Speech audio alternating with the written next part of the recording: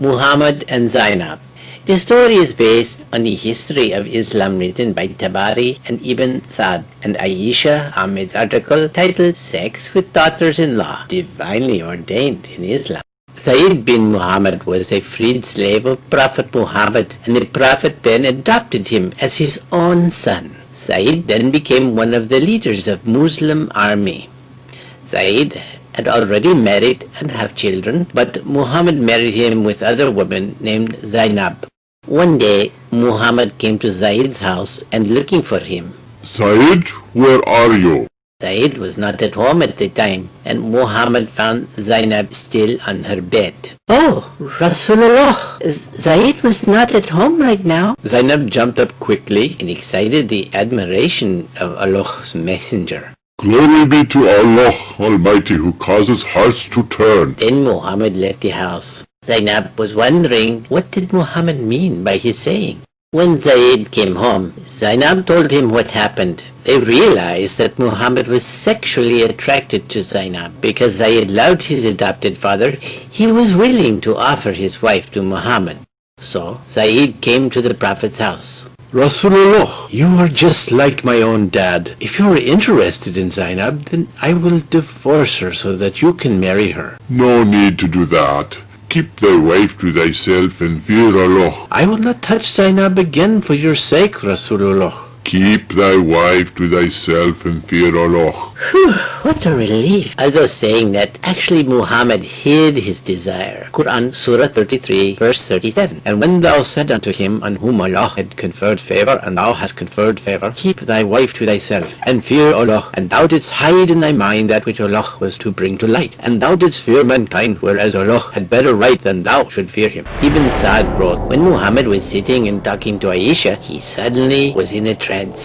After that, he smiled and said, Who will go to Zainab to bring her the glad tidings that God from above gave her to me in marriage? I feel that your Lord hastens in fulfilling your wishes and desires. To make a long story short, Zainab was in Muhammad's bed within a few days. Quran, Surah 33, verse 37. So when Zayd had performed the necessary formality of divorce from her, we gave her unto thee in marriage, so that henceforth there may be no sin for believers in respect of wives of their adopted sons, when the latter have performed the necessary formality of release from them. The commandment of Allah must be fulfilled. In Arab culture, a daughter-in-law was like one's own daughter, irrespective of whether the son was biological or adopted. The news that the Prophet violated his own beloved son's wife enraged Madinans. They confronted him. Rasulullah, open the door! We have questions for you! MashaAllah, what has happened, my people? O Prophet of Allah, how could you? Of all the people and apostle of God, carrying out a disgusting and despicable act of sleeping with your own daughter-in-law? Your harem is bursting at the seams with young and beautiful wives. On top of that, you regularly take 20% cut from the crop of infidel captured women as your share of booty. Rasulullah, your act is an incest which puts the time-honored noble Arab tradition of adoption to shame. To me, the only noble and honorable act is to follow Allah's orders, and Allah was the one who ordered me to acquire Zainab. Here is the ayah, Surah 33, verse 37. We gave her, Zaid's wife, in marriage to thee, so that there should not be any fault in believers touching wives of their adopted sons. But how come you marry more than 4 wives?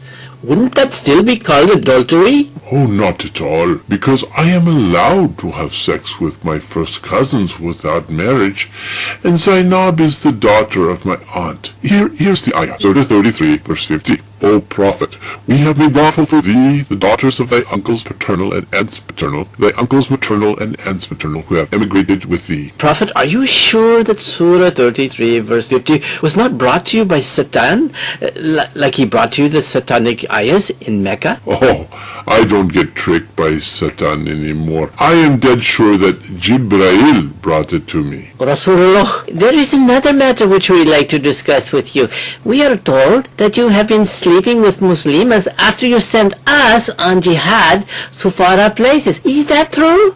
Oh, yes, it is. Believing women offer themselves to me in the hope of salvation and special favors from Allah in the hereafter, and Allah has allowed me to fulfill the request by Surah 33, Ayah 50. And also allowed is any woman believer if she gives herself to the Prophet and if the Prophet desires her to have sex.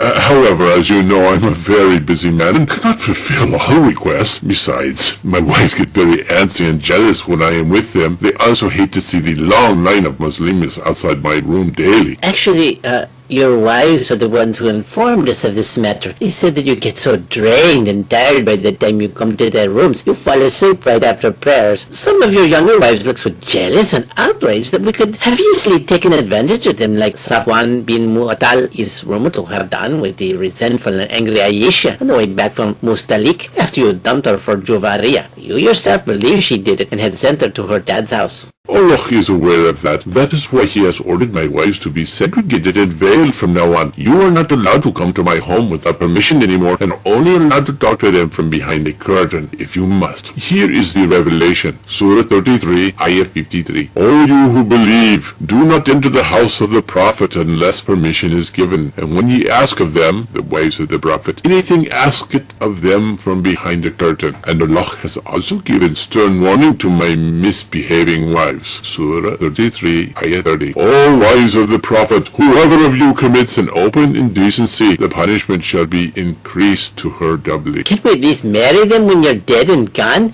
Because poor girls look so young and unfulfilled while you're old and ready to kick the bucket. No way. Nobody should touch them even after I'm gone. Why not? You do it. Because Allah said so. Surah 33, verse 53. And ye must not marry his wives after him or ever. This would be a grave offense to God. Oh, forget about your wives. What about one-night stands with our cousins and other Muslims if they offer themselves to us? No one-night stands for you. You can sleep with them only if you marry them. Why not? You do it. Because one-night stands is a privilege only for me, not for anyone else. Here is the continuation of Surah 33, verse 50. That is a special privilege for thee, not for other believers. They are only allowed their married wives and their right hands But possessions. Prophet of Allah, does not Surah 33 verse 21 say you are a role model, and Surah 3 verse 31 says we are to follow your example if we love Allah? Allah said not to irritate your Prophet. Then those ayahs are really bullshit, because when you indulge in incest and adultery, Allah endorses it right away, and when we want to follow you and do the same, Allah calls it adultery and calls for flogging and stoning. Why? Allah said not to irritate your Prophet, and you're irritating the hell out of me. Surah 33 verse 53. It is not right for you to annoy and irritate the Prophet of God. Can't we even ask questions? No, if you ask questions you will end up getting beheaded. Where does it say that in the Quran? Sure it does.